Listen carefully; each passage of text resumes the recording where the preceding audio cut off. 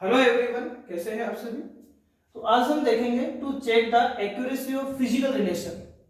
Dimensions की application आज हम स्टार्ट कर रहे हैं और डायमेंशंस की तीन एप्लीकेशन अपने पास है। First application to check the accuracy of physical relation mean physical formula. Physics में फिजिकल फॉर्मूला कब करेक्ट होता है, उसकी करेक्टनेस को हम कैसे चेक करते हैं, तो पहले हम उसको बताते हैं। तो जो एक फॉर्मूले में जब भी आपको LHS साइड का डायमेंशन RHS साइड के डायमेंशन के इक्वल मिल जाए या फाइंड हो जाए, LHS साइड का डायमेंशन यदि RHS साइड के डायमेंशन के इक्वल हो जाता है तो वो फिजिकल फॉर्मूला करेक्ट होता है। तो हम इसको काफी सारे एग्जांपल्स कर हम देखते हैं। जैसे फर्स्ट एग्जांपल हम लेते हैं, नॉर्मली क्वेश्चन ले लेते हैं हम। जैसे सपोज करें कि एक नॉर्मल फॉर्म में हम चलते हैं कि एक फॉर्मूला लेते हैं E equals to half mv square. E equals to half mv square. इन सिंबल्स का क्या मीन है वो मैं आपको डिस्कस करके बता देता हूं। E या एनर्जी है, E एनर्जी है एंड m यह मास है, v यह वेलोसिटी है। हाफ मीन 1/2 या कांस्टेंट है, कांस्टेंट का यहाँ कोई डायमेंशन नहीं है। तो यह LHS पोर्शन हम देखते हैं। LHS पोर्शन में एनर्जी आ रहा है, E आ रहा है, E एनर्जी है और एनर्जी का डायमेंशन m1 L2 T-2 होता है। हमने डायमेंशन की क्लास में बताया भी और डिस्कस किया है। m1 L2 T-2 एनर्जी का डायमेंशन होता है। RHS पोर्शन का डायमेंशन हम फाइंड करते हैं, RHS पोर्शन का। अभी हम थोड़ा इजी क्वेश्चंस लेंगे, उसके बाद में हम क्वेश्चन का थोड़ा स्ट्रेंथ इंक्रीज करते रहेंगे। या हाफ mv स्क्वायर सेंटेंस मतलब फिजिकल रिलेशन एनर्जी का जो है वो हाफ mv स्क्वायर के साथ आ रहा है। यहाँ पर हाफ डायमेंशन लेस है बिकॉज ये एक नंबर है, एक न्यूमेरिकल वैल्यू है, इसका यहाँ कोई भी डायमेंशन नहीं होता है। तो डायमेंशन होगा अपने पास में m का। m क्या है? मास है और मास का डायमेंशन क्या रहेगा? m1 रहेगा। v यहाँ वेलोसिटी है, वेलोसिटी का डायमेंशन L1 T-1 रहेगा और v का होल स्क्वायर है। स्क्वायर का मीन यह वेलोसिटी का स्क्वायर है, तो यह डायमेंशन की टर्म का भी वेलोसिटी में स्क्वायर आप कर देंगे। सो यह m1 L2 T-2, ये पावर के ऊपर पावर आ रहा है तो मल्टीप्लाई हो जाएगा। 1 का पावर 2 आ रहा है, 1 इंटू 2 2 हो सकता है। -1 एंड 2 का मल्टीप्लाई करेंगे -2, m1 L2 T-2। नाउ आप भी देखेंगे LHS का जो डायमेंशन है, LHS का जो डायमेंशन है m1 L2 T-2, वही डायमेंशन RHS पोर्शन का प्राप्त हो रहा है m1 L2 T-2। सो ये फिजिकल फॉर्मूला अपने पास करेक्ट होगा। और देख सकते हैं जैसे आपके पास में E इक्वल्स टू आगे आप मान लो mgh। E वही एनर्जी है, m यहाँ मास का टर्म है, g ग्रेविटेशनल एक्सेलरेशन है एंड h यहाँ हाइट है।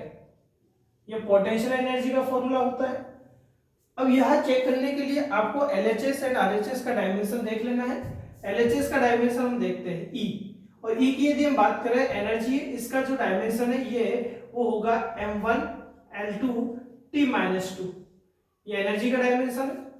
RHS में डायमेंशन हम देखते हैं, राइट हैंड साइड में डायमेंशन देखते हैं तो mgh अपने पास क्या आ रहा है? फंक्शन आ रहा है। m यहाँ देखिए m मास है, मास का डायमेंशन m1 रहेगा। g एक्सेलरेशन अपने पास में, g एक्सेलरेशन अपने पास है और g का डायमेंशन L1 T-2 रहेगा।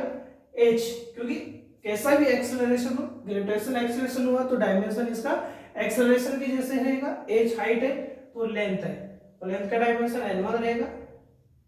तो देखिए L1 L2 हो जाएगा एंड T-2।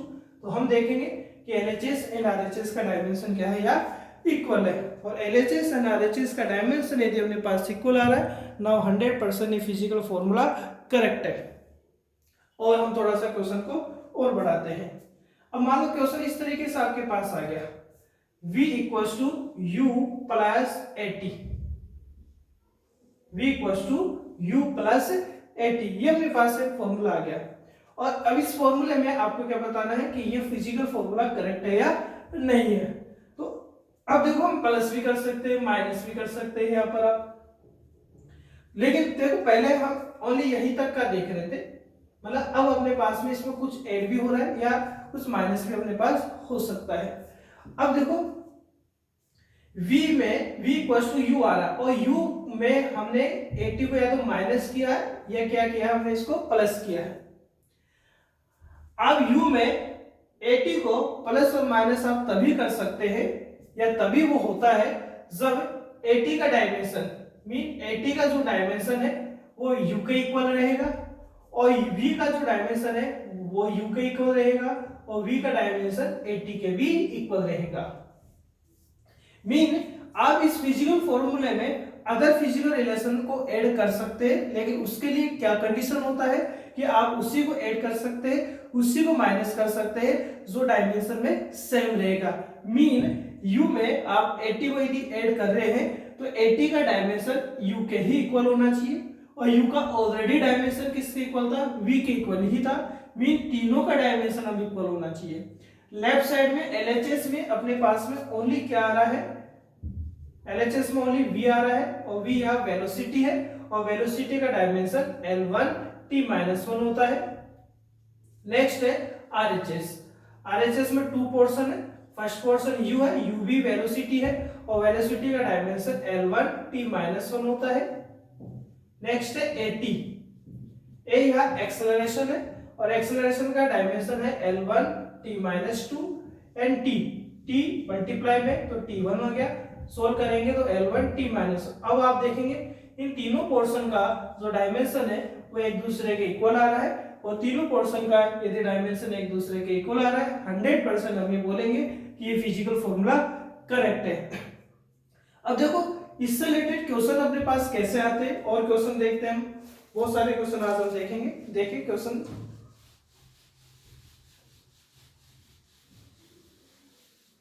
जैसे हमारे पास एक क्वेश्चन है बच्चों कि ये क्वेश्चन अपने पास में suppose v equals to a plus bt, v equals to a plus bt। Question हमने से कह रहा है find the dimension of a and b। a and b का डायमेंशन फाइंड करना है और सिंबल जो है v यहाँ वेलोसिटी का सिंबल है और t यहाँ टाइम का सिंबल है। तो इस तरीके से क्वेश्चन आते हैं। तो v इक्वल्स टू यहाँ a प्लस bt आ रहा है और a प्लस bt में हम यहाँ देख पा रहे हैं कि जो a है अपने पास में और जो b है उसका डायमेंशन आपको फाइंड करना है। अब यदि ये रिलेशन इक्वल बता रहा है तो 100% ये फिजिकल फॉर्मूला पहले बात तो करेक्ट होगा। यदि उसने कह दिया कि ये इसमें a और b का डायमेंशन बताना है 100% ये फिजिकल फॉर्मूला करेक्ट है। यदि फिजिकल फॉर्मूला करेक्ट है तो तीनों का डायमेंशन एक दूसरे के इक्वल होगा, यानी v का डायमेंशन वो होगा जो a का रहेगा। देखो इस तरीके से v का डायमेंशन वो भी होगा जो bt का रहेगा और a और bt का डायमेंशन भी एक दूसरे के इक्वल रहेगा। तो ये हमने जो इक्वलेंट इनको किया है, ये मैग्नीट्यूड में इक्वल हो या ना हो, इनका वैल्यू में इक्वल हो या ना हो, बट ये जो है वो डायमेंशन में इक्वल रहेंगे। बिकॉज a में आप bt को तभी ऐड कर सकते हैं जब bt का डायमेंशन a के डायमेंशन के इक्वल है एंड a का डायमेंशन ऑलरेडी v के इक्वल है, मीन तीनों का डायमेंशन एक दूसरे के इक्वल है। तो एक बार तीनों का डायमेंशन को एक दूसरे के इक्वल करके देखें, v का a के इक्वल आ जाएगा, v का bt के इक्वल भी आ सकता है और a का bt के इक्वल भी आ सकता है। ऐसा करने से क्या हुआ, ऐसा करने से अपने पास में a और b का फॉर्मूला पता चल सकता है जिसका डायमेंशन फाइंड करना है। जैसे यहाँ a का जो फॉर्मूला आ रहा है डायमेंशन के लिए वो v के इक्वल आ रहा है, यानी a का डायमेंशन एज इट इज वही रहेगा जो किसका डायमेंशन होगा, v का डायमेंशन रहेगा। यानी a का डायमेंशन v का डायमेंशन के इक्वल है तो यहाँ v वेलोसिटी है तो a का डायमेंशन अपने पास कितना रहेगा, वेलोसिटी यानी m0 l1 एंड t-1। ये किसका डायमेंशन हो चुका है, v का डायमेंशन हो चुका है, क्योंकि v का डायमेंशन ही a के डायमेंशन के इक्वल है अपने पास में। नेक्स्ट अब आपको किसका डायमेंशन फाइंड करना है, बी का। तो बी का फॉर्मूला बनाते हैं। बी के फॉर्मूले के लिए देखो बी को सेपरेट करना पड़ेगा और बी तभी सेपरेट होगा जब आप यहाँ से टी को रिमूव करेंगे, और टी को रिमूव करेंगे तो यहाँ टी कहाँ चला जाएगा, डिवाइड में चला जाएगा। So we mean velocity L1 t-1 and T क्या है, टाइम है। सो t1 आप इसको सोल्व करेंगे तो L1 t-2 बी का डायमेंशन आ चुका है। तो यहाँ देखो ए और बी का डायमेंशन इसी मेथड से फाइंड हुआ है। यानी क्वेश्चन का पूछने का पैटर्न थोड़ा डिफरेंट होता है। क्वेश्चन में तो ये है कि अपने पास में हमें पता है कि आप ऐड करेंगे माइनस करेंगे तभी आप ऐड कर सकते हैं, तभी माइनस कर सकते हैं। तब वो भी किसी जैसे 80 को ऐड किया है तो 80 को आप तभी ऐड कर पा रहे हैं, तभी माइनस कर पा रहे हैं, तभी इनका डायमेंशन एक दूसरे के इक्वल है। बट क्वेश्चन पूछने का पैटर्न एक तो ये हो गया आपके पास में, इसी में आपसे पूछ लेगा कि ए कौन सी फिजिकल क्वांटिटी है और बी कौन सी फिजिकल क्वांटिटी है। अभी तो देखो मैंने क्या कहा कि ए और बी का डायमेंशन आप फाइंड करें। अब इस तरीके से क्वेश्चन नहीं पूछा, इस तरीके से कह दिया कि अब क्या करें आप ये बताइए कि ए और बी अपने पास में क्या है। तो ए और बी अपने पास में क्या है, तो यहाँ हम देखेंगे कि ए का डायमेंशन किसके इक्वल आ रहा था। ए का डायमेंशन देखे देखो ये आ रहा है, ए का डायमेंशन उसी के इक्वल आ रहा है जिसका v है। v कौन है, वेलोसिटी। तो ए यहाँ क्या होगा, वेलोसिटी होगा। यानी यदि ए और बी का फिजिकल नेम आपसे पूछ ले तो आप ये देखें कि ए और बी का डायमेंशन जो आ रहा है वो कौन सी फिजिकल क्वांटिटी के इक्वल आ रहा है। ऐसे ही बी आप देखिए, बी में हम ये देखेंगे कि बी का डायमेंशन कहीं ना कहीं एक्सेलरेशन के इक्वल आ रहा है आपके पास में। तो ये अपने पास बी क्या हो जाएगा, एक्सेलरेशन हो जाएगा।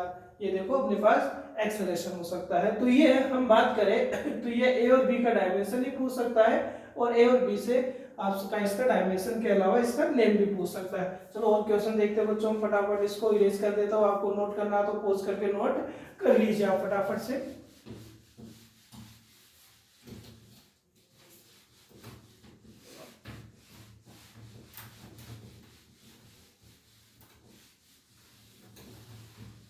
तो हमारे चैनल का नाम क्या है, जो हमारे चैनल का नाम है फिजिक्स विद वीरेंद्र टेलर। तो कभी भी आपको कुछ न्यू वीडियोस अब देखने हो, क्योंकि डेली की डेली क्लासेस हो रही है और डेली की डेली क्लासेस यहाँ अपलोड भी हो रही है। तो नेक्स्ट जो भी आपकी डिमांड रहेगी वो भी आपके क्लासेस अपलोड हो जाएगी। लेकिन आप उसको लाइक करें, पहले सब्सक्राइब करें आप, ताकि आपको नेक्स्ट क्लास की इंफॉर्मेशन मिलती रहे। देखो और क्वेश्चन देखते हैं। जैसे एक इक्वेशन आती है, वो वंडर वाल गैस इक्वेशन होती है, रियल गैसेस की इक्वेशन होती है P + a/v²। देखो अच्छा क्वेश्चन देखिए इसको, फिर एनसीईआरटी के क्वेश्चन भी देखेंगे। v - v =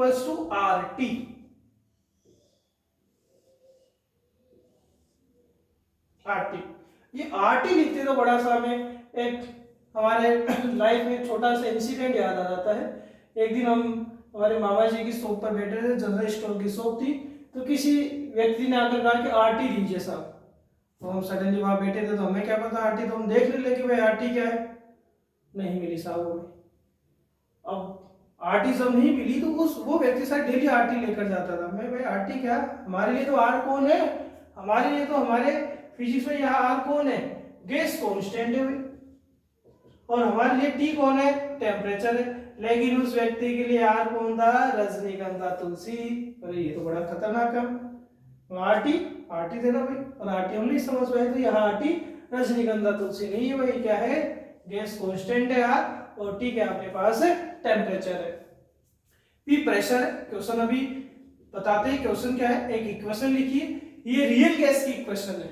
जैसे आइडियल गैस की इक्वेशन का मैंने लास्ट डायमेंशन में आपको आइडियल गैस में R का डायमेंशन बताया था, ये रियल गैस की इक्वेशन है जो हम केटीजे चैप्टर में पढ़ेंगे भी। ए यहाँ पहले V ले लेते हैं, V यहाँ वॉल्यूम है, V वॉल्यूम है, A एंड B कांस्टेंट है, A एंड B कांस्टेंट है। क्वेश्चन आपसे ये पूछा जा रहा है find the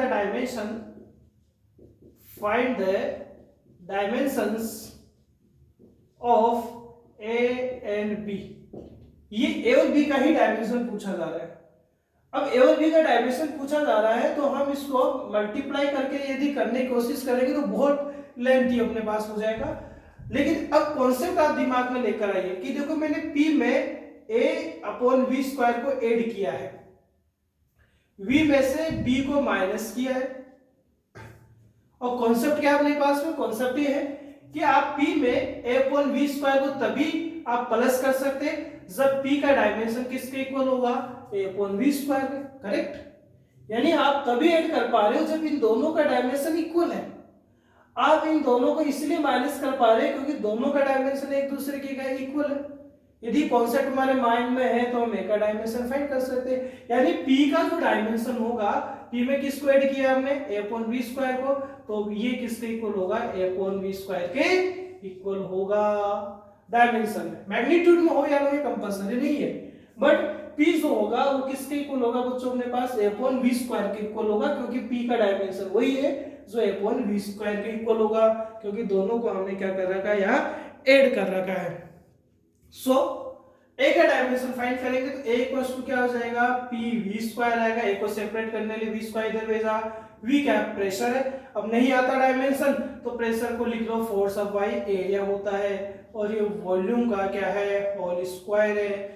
pressure mean force, force mean m1 l1 and t-2। मैंने कल क्लास में कहा था कि आप फोर्स को ज्यादा से ज्यादा इसका डायमेंशन याद कर लीजिए, बहुत बार यूज आता है। एरिया का डायमेंशन L2 होता है। Volume, volume mean metre cube यानी L3, लेकिन इस वॉल्यूम का भी स्क्वायर है तो आप भी स्क्वायर करेंगे, सोल्व करेंगे तो ये m1, देखो ये L2 है, ये L1, तो ये L माइनस का 1 हो जाएगा, ये t-2 हो जाएगा।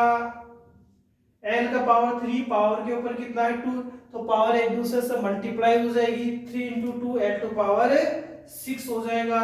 सोल्व करेंगे m1 L5 t-2 -1 and 6 5 हो गया, तो ये अपने पास a का डायमेंशन आ चुका है।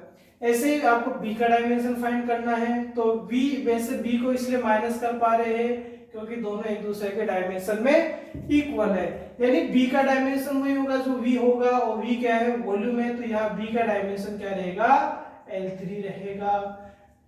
तो ये अपने पास क्वेश्चन आ चुका है। फटाफट से नेक्स्ट क्वेश्चन देखते हैं हम।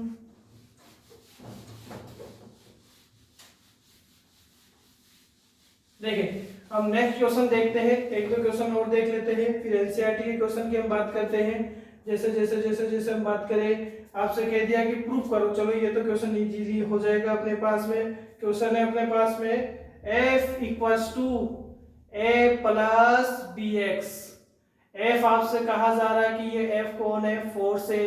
a आपसे कहा जा रहा है a, b क्या है, कांस्टेंट है, कोई वैल्यू, कोई कांस्टेंट है। x अपने पास में क्या है, डिस्टेंस है। आपको a एंड b का क्या करना है, डायमेंशन फाइंड करना है।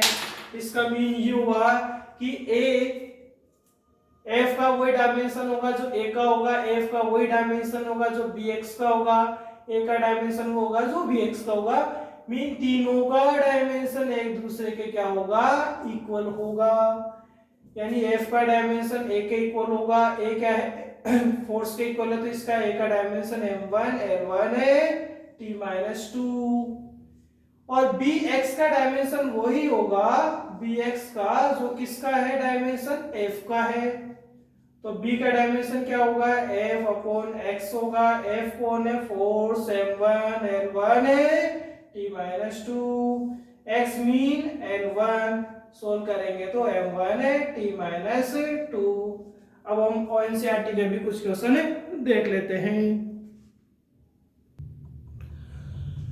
तो देखो स्टूडेंट्स, ये क्वेश्चंस हमने देखे हैं, ये क्वेश्चंस हमने लिखे हैं ताकि इन क्वेश्चंस को हम सोल्व कर पाए। आईआईटी नीट में आपके काफी हेल्प करेंगे ऐसे क्वेश्चन, इनका बेसिक आपको थोड़ा सा दिमाग में रहना चाहिए। देखो एनसीईआरटी का तो हम क्वेश्चन नंबर कौन सा देखेंगे, एक्सरसाइज का 14 देखेंगे। उससे पहले भी हमने 3 अलग अलग टाइप के क्वेश्चंस लिखे हैं, इनका कुछ बेसिक हम सीख लेते हैं। देखो ये e का पावर आ रहा है, यहाँ पर एक फॉर्मूला लिखा है s equals to a bracket 1 minus e का पावर माइनस bxt।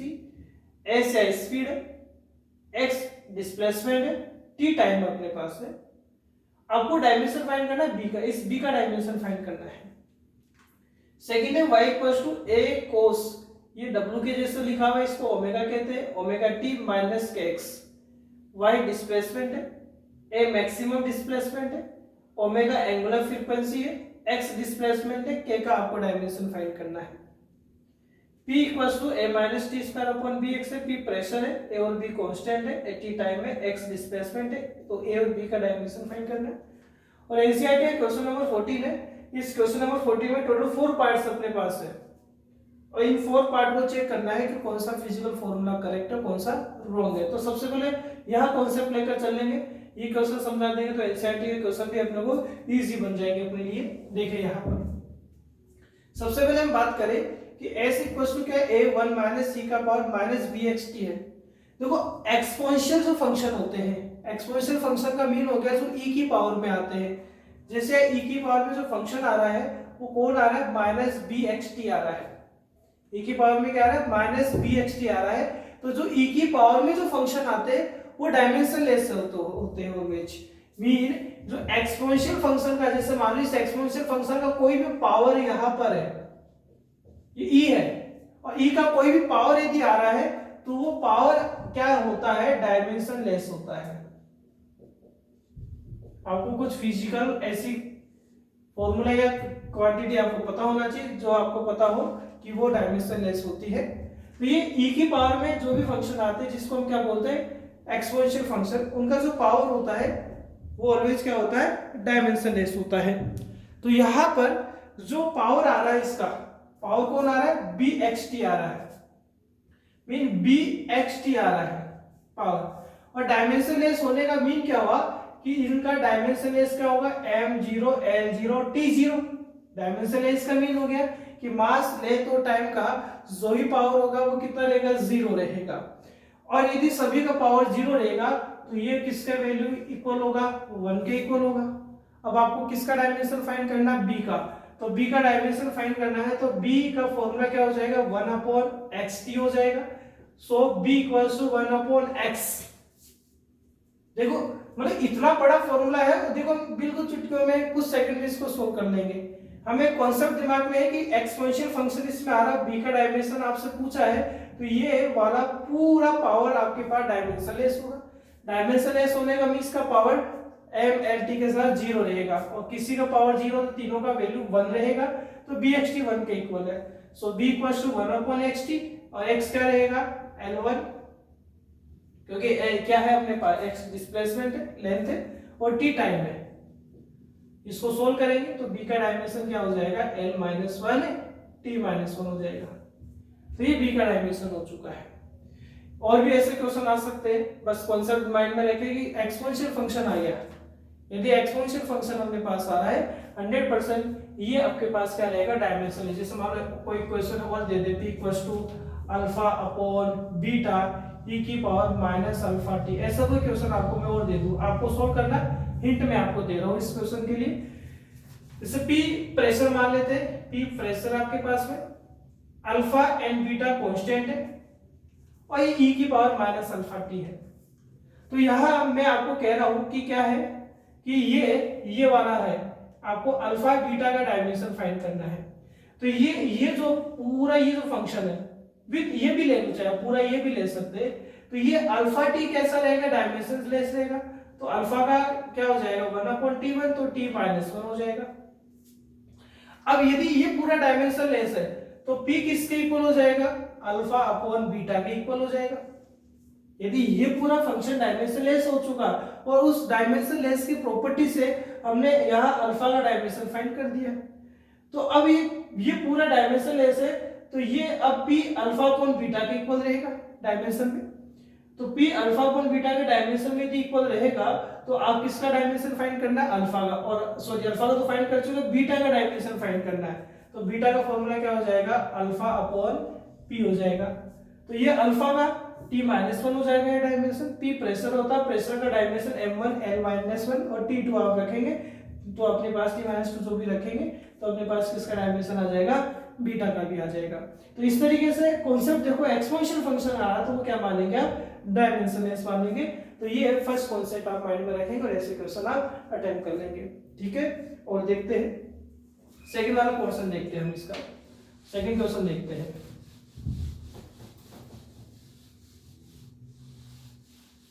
देखिए सेकंड क्वेश्चन में देखो ये आ रहा है, कोस आ रहा है। ये जो भी ट्रिगोनोमेट्री रेशियोज अपने पास होते हैं, sine theta, cos theta, tan theta, cot sec, cosec, ये जितने भी होते हैं, ये जैसे मान लो ये जितने भी अपने पास कोण, साइन हुआ, साइन में थीटा हो, कोई भी हो अपने पास में, चाहे कोस थीटा हो, ये सारे डायमेंशन लेस होते हैं। एक्सपोनेंशियल फंक्शन डायमेंशन लेस होते हैं, और ये भी अपने पास क्या होते हैं, डायमेंशन लेस होते हैं। क्लियर है अपने पास में? तो इसका मीन हुआ है कि ये पूरा फंक्शन डायमेंशन लेस है। यदि ये डायमेंशन लेस है तो इसके इनसाइड में जो फंक्शन आ रहा है कौन, ओमेगा टी माइनस के एक्स, ये भी कैसा होगा, डायमेंशन लेस होगा। ये भी अपने पास डायमेंशन लेस होगा। यानी ओमेगा टी माइनस जो के एक्स है, ओमेगा टी माइनस के एक्स है, वो भी कैसा होगा अपने पास, डायमेंशन लेस होगा। इसका भी कोई डायमेंशन नहीं होगा, और इसका यदि कोई डायमेंशन नहीं होगा तो आपसे पूछा क्या गया है, पहले वो देखिए आप। आपसे पूछा गया है किसका डायमेंशन पूछा गया, डायमेंशन किसका पूछा गया है, के का पूछा गया है। तो यदि ये डायमेंशन लेस है तो इसका मीन हो गया m0 l0 t0, और इसलिए किसके इक्वल हुआ, 1 के इक्वल हुआ। kx उधर गया अपने पास में, kx इधर गया तो 1 प्लस kx आ सकता है। यस, अब मीन ओमेगा टी का डायमेंशन वही होगा जो 1 का है, मीन डायमेंशन लेस है। ओमेगा टी का वही डायमेंशन होगा जो kx का होगा, मीन ओमेगा टी और kx का डायमेंशन क्या होगा, इक्वल होगा। यदि ऐसे इक्वल होगा तो k का डायमेंशन क्या होगा, k का डायमेंशन होगा ओमेगा टी अपॉन x होगा। क्लियर? क्योंकि देखो वो प्लस माइनस वाला कॉन्सेप्ट यूज ले ले, अब यहाँ पे प्लस माइनस वाला कॉन्सेप्ट यूज लेंगे तो ओमेगा टी का डायमेंशन 1 के इक्वल मीन डायमेंशन लेस है, और ओमेगा टी भी किसके इक्वल होगा, डायमेंशन में kx के इक्वल होगा, मीन ओमेगा टी और kx दोनों ही डायमेंशन लेस होंगे। उसी के बेसिस पर दोनों को इक्वल करने पे k का फॉर्मूला आ गया, k इक्वल्स टू क्या है, ओमेगा। और ओमेगा एंगुलर फ्रीक्वेंसी, मैं यहां ही बता देता हूं, एंगुलर फ्रीक्वेंसी का डायमेंशन होता है t 1/t1, तो ये हो जाएगा t-1। फ्रीक्वेंसी 1 टाइम होता है, तो यहाँ पर t-1 किसका डायमेंशन हो गया, ओमेगा का, t-1 हो गया। अगेन t आ रहा है और t क्या हो जाएगा, t1 हो जाएगा, और x पोजीशन डिस्प्लेसमेंट है तो l1 हो जाएगा। t-1 t1 0 हो गया, तो यहाँ k का डायमेंशन क्या आ जाएगा, l-1 हो जाएगा। अब आप k का डायमेंशन यहाँ l-1 रखकर देख लीजिए, ओमेगा t का इनका डायमेंशन रखकर देख लीजिए, ये दोनों डायमेंशन में इक्वल आएंगे आपके पास, और डायमेंशन लेस भी आएंगे। तो यहाँ पर k का डायमेंशन अपने पास कितना आ गया, l-1 आ गया। तो ये हम कॉन्सेप्ट सेकंड के माइंड में रखेंगे, जितने भी रेशियोज अपने पास होते हैं, साइन थीटा, कोस थीटा, आगे तक सारे जो 6 के 6 रेशियो है, ये भी अपने पास कैसे होते हैं, डायमेंशन लेस होते हैं। क्लियर? अब ये थर्ड वाला पोर्शन देखिए, थर्ड क्वेश्चन आप देखें, और थर्ड क्वेश्चन हम देखते हैं। देखिए क्या है, थोड़ा अलग क्वेश्चन है थोड़ा सा। मीन आप डायमेंशन लेस क्वांटिटीज को देखें, डायमेंशन लेस कौन कौन होते हैं, और डायमेंशन लेस होते हैं तो उससे रिलेटेड कोई क्वेश्चन आता है तो बहुत जल्दी सोल्व होता है, हम डर जाते हैं। देखो स्पीड दे दिया, डिस्प्लेसमेंट टाइम, हम इसको देखो कैसे सोल्व करेंगे, तो यह कॉन्सेप्ट पकड़ने की कोशिश कीजिए आप। यह देखिए p इक्वल्स टू क्या आ रहा है, थर्ड क्वेश्चन में p इक्वल्स टू आ रहा है a minus T square upon bx। अब देखिए, अब a और b का डायमेंशन बताना है।